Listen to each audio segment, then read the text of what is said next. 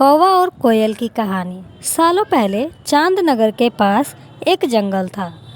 वहाँ पर बड़ा सा बरगद का पेड़ था, जिस पर एक कौवा और एक कोयल दोनों अपने अपने घोंसले में रहते थे। एक रात उस जंगल में तेज आंधी चलने लगी। देखते ही देखते बारिश शुरू हो गई।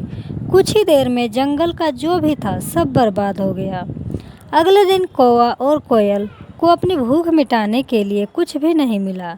तभी कोयल ने कौवे से कहा, हम इतने प्यार से इस जंगल में रहते हैं, लेकिन अब हमारे पास खाने के लिए कुछ नहीं है।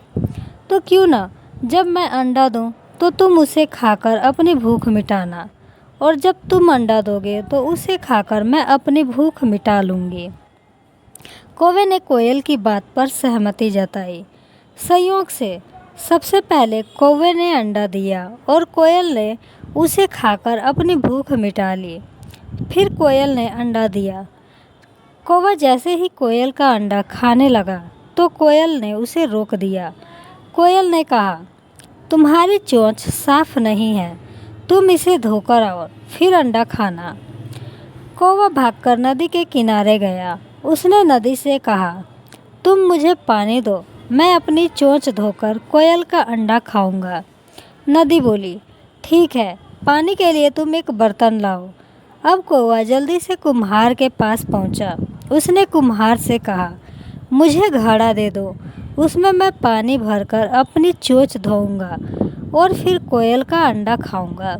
कुम्हार ने कहा, तुम मुझे मिट्टी लाकर दो, मैं तुम्हें बर्तन बनाकर दे देता हूँ। यह सुनते ही कौवा धरती माँ से मिट्टी मांगने लगा। वो बोला, माँ मुझे मिट्टी दे दो, उससे मैं बर्तन बनवाऊँगा और उस बर्तन में पानी भरकर अपनी चोंच साफ करूँगा, फिर अपनी भूख मिटाने के लिए कोयल का अंडा खाऊँगा।